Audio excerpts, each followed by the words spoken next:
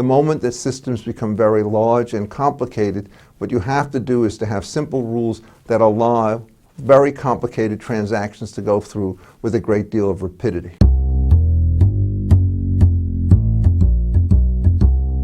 Hi, my name is Richard Epstein. My main position is as the Laurence A. Tisch Professor of Law at New York University Law School.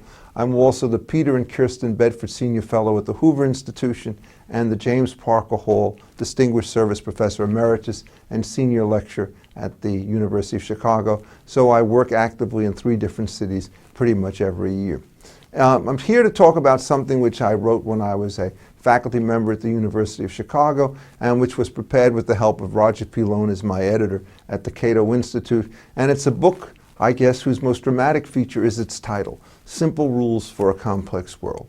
And the reason the book has that particular title is that it's designed to essentially address a paradox about how we think about the law in modern times. The most common argument that one hears as you try to find the case for an ever larger regulatory state is that the more complex society, the more complex the regulation it turns out that you need.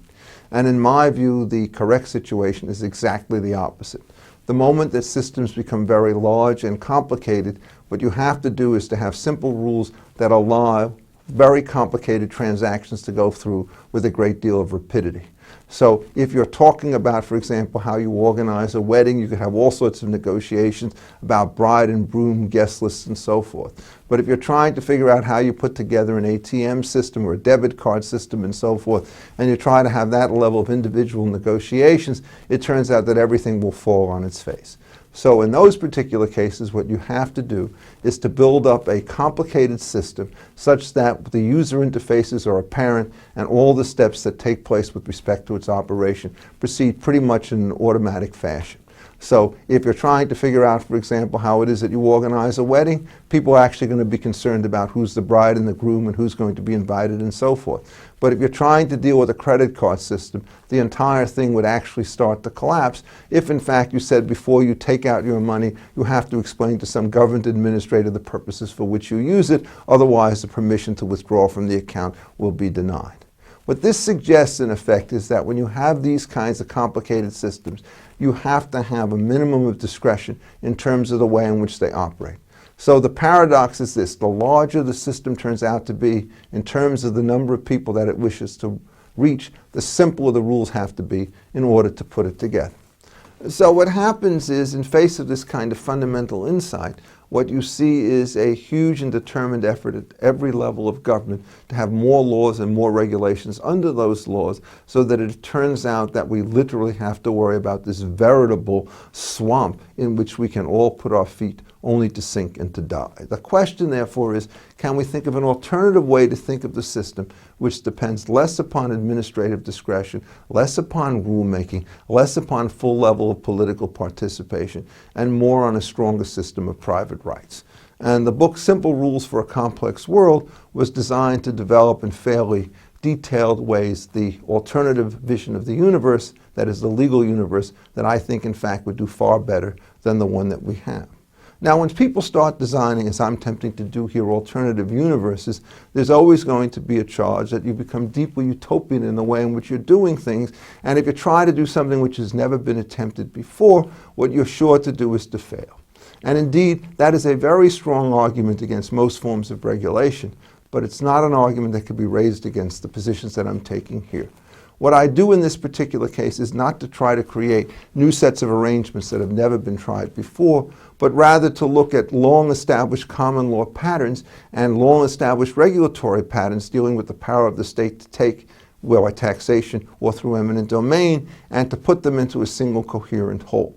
And the origins of this system go back a very long way. Some portions of it date to Roman law, some portions of it date back to the English common law as it evolved, and some of it relates to sort of the organization of early constitutional practices, which are recorded at the time of the founding after some influence from people like Montesquieu on the one hand and Blackstone on the other.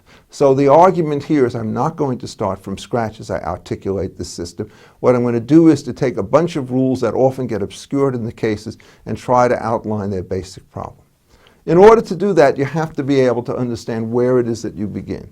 And classical writers on this subject used to talk about trying to figure out a set of rules in the state of nature, and more modern writers start to talk about this as being what are the rights and duties that people ought to have towards one another in the original position. I actually like the state of nature language because what it does is it asks you to figure out how it is that you put the rules together and to organize them before you have a state, so that the creation of statehood becomes a function of how these rules interact, rather than assuming at the outset that you have a well-established state in place and then allow that to dictate whatever rules it wants to the people at hand. And if you start from this particular situation, there are always two things that you have to worry about right at the get-go. One is, how do you decide to place rights in people? And secondly, how you place rights in external things that exist on the earth. And for this, the classical solution is one that I think we widely accept today, at least presumptively, which is the rules having to do with individual autonomy on the one hand, and the rules with respect to first possession on the other. Let me explain briefly what's it about. When you're trying to create a system of rights for a large number of people who are strangers one to another, what has to happen is you have to have signals such that each person know where his or her responsibilities begin and where his or her rights end, so that you can have a way of people to interact with strangers even if they don't know the peculiarities one to another. And the rule of individual autonomy or self-ownership essentially takes the proposition every person owns his own body, and to that there turns out to be the very necessary exceptions of what happens to people before they reach full age of maturity, and they are of course not owned by their parents. The parents are essentially guardians with respect to their children, required to take into account the interests of both before they decide the actions that they're going to take as part and parcel of a family unit. And that works pretty well for the most part because they're natural inclinations based upon biology, which essentially say that parents are always invested in their children by virtue of their common genetic origin and so on. But with strangers, you don't have that stuff. And what the self-ownership rule does is it replaces the only other two alternatives that anybody can think of. One of them is an alternative which creates an arbitrary despot who tells everybody what he can and cannot do, and this person becomes a slave owner of sorts and everybody else becomes a slave. Clearly that's not stable. There'll be lots of overthrows and rebellions. Or you can say, no, we don't believe in hierarchy, but we believe in sharing. And so each person has a claim on the talents and resources of everybody else. But if you then try to figure out if everybody is, as it were, cross-collateralized with everybody else, how does anyone decide what to do with his or her own life?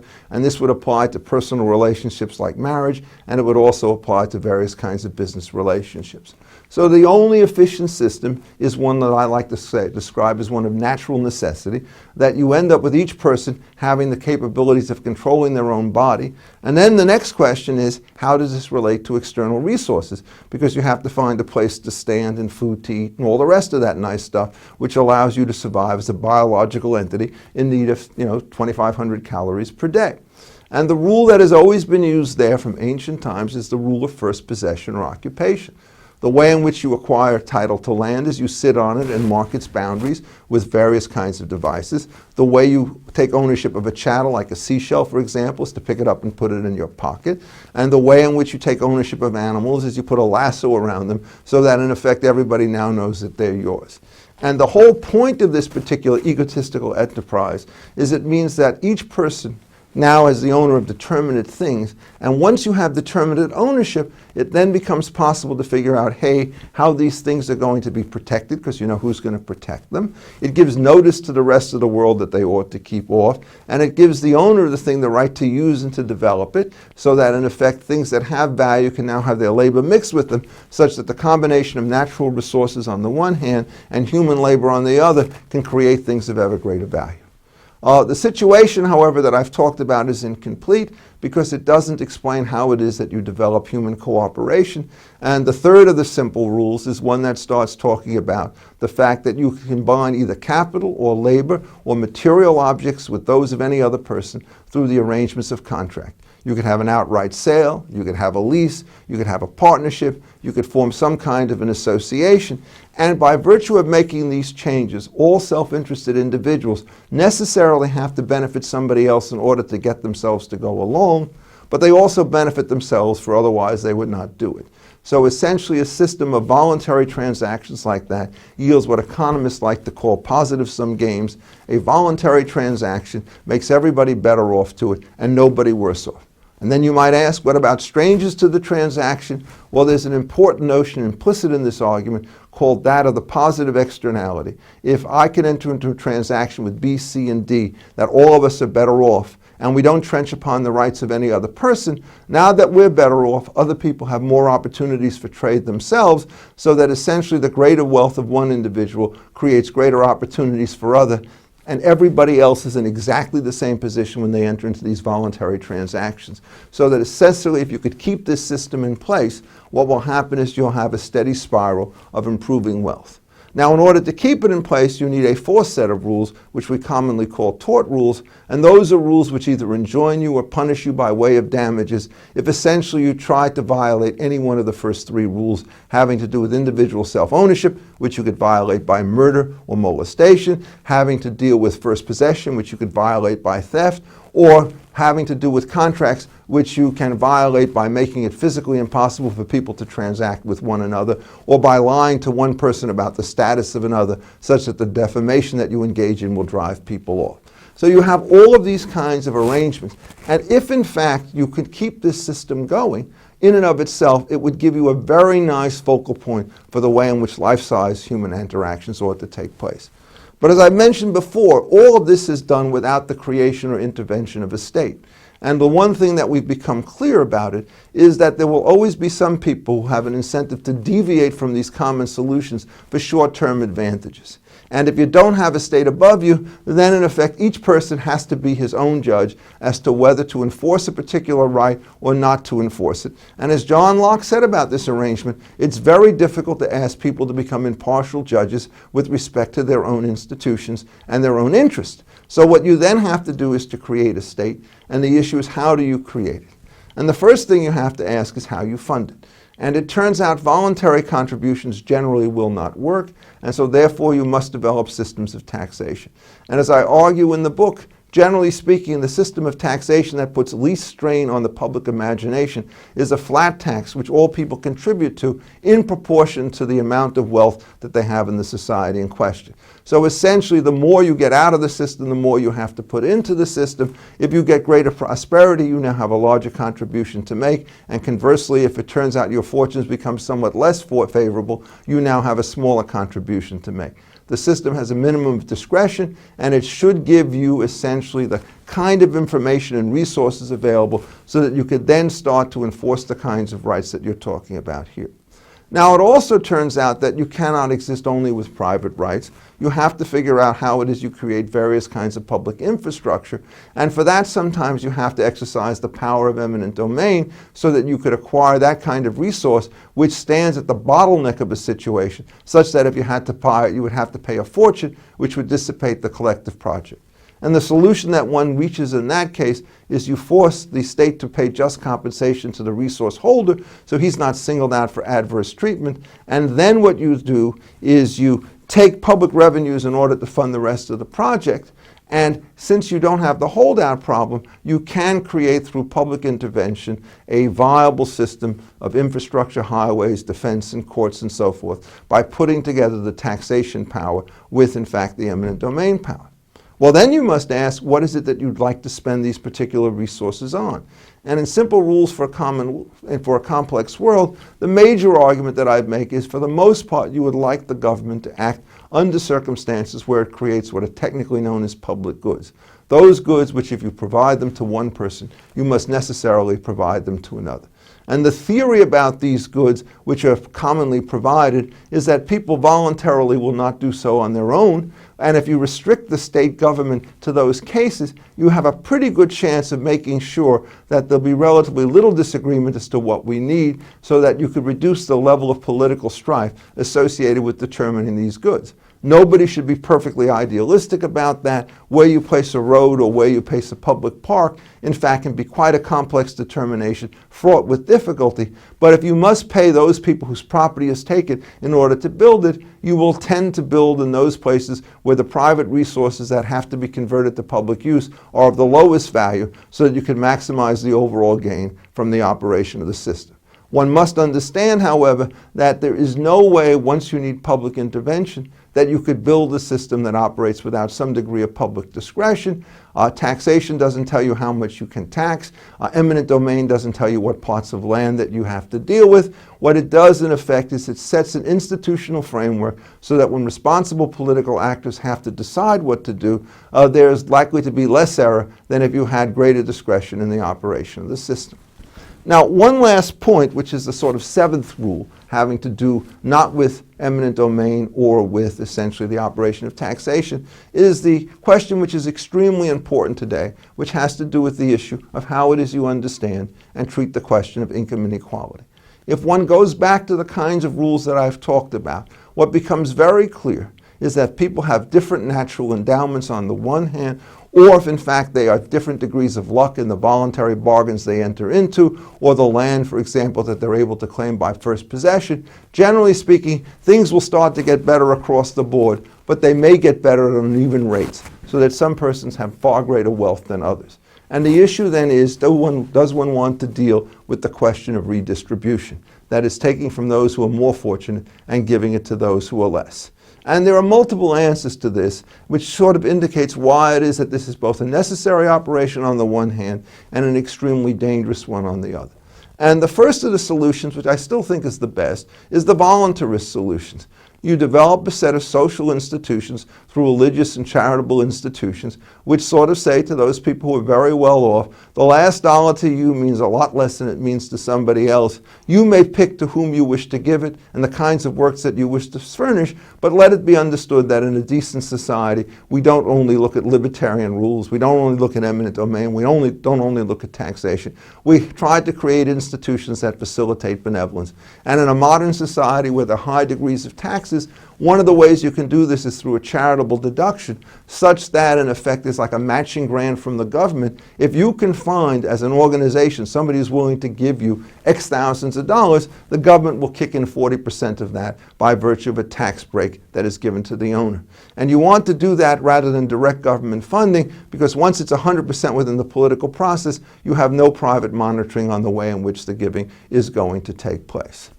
It turns out, however, that some people would start to say that this may not be enough, that the enormities that exist at the bottom of the income distribution are so great that some mandated state intervention is needed.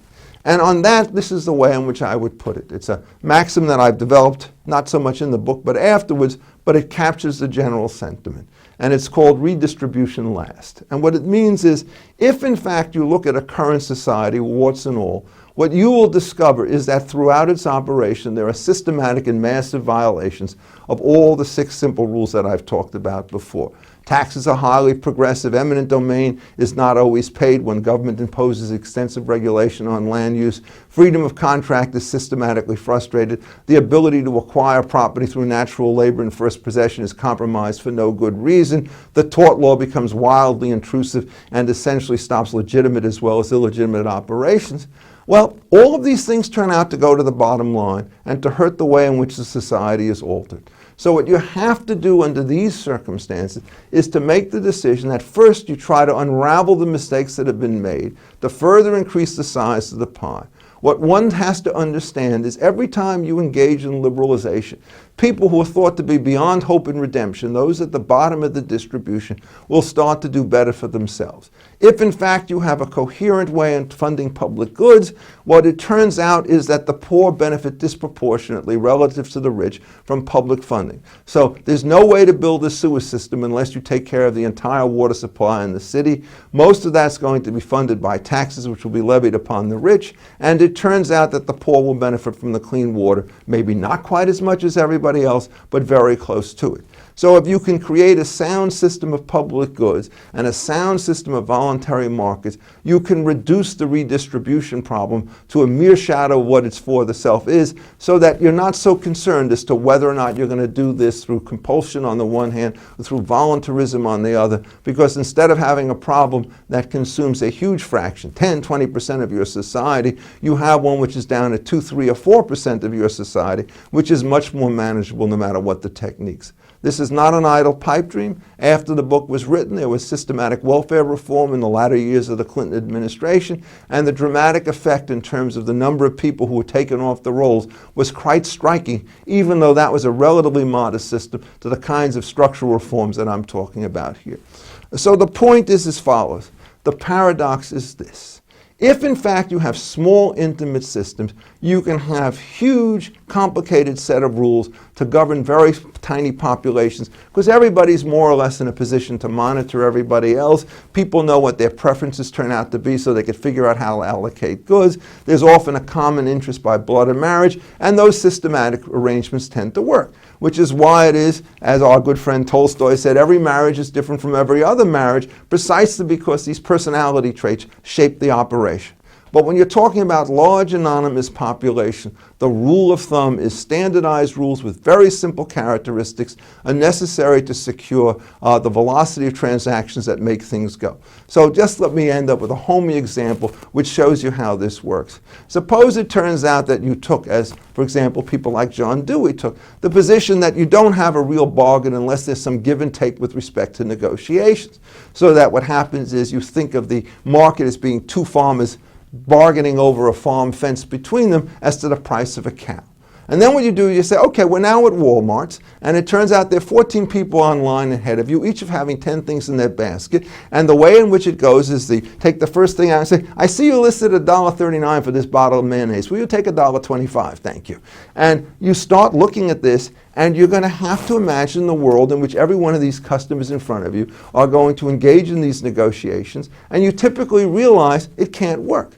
So that what is often thought to be villainy, i.e. a take it or leave it transaction, is in fact a perfect transaction because the institution knows that if it sets the prices too high, everybody will leave it, and by making them sensible, you could lower the cost by reducing the transactions cost and get those people through in record time.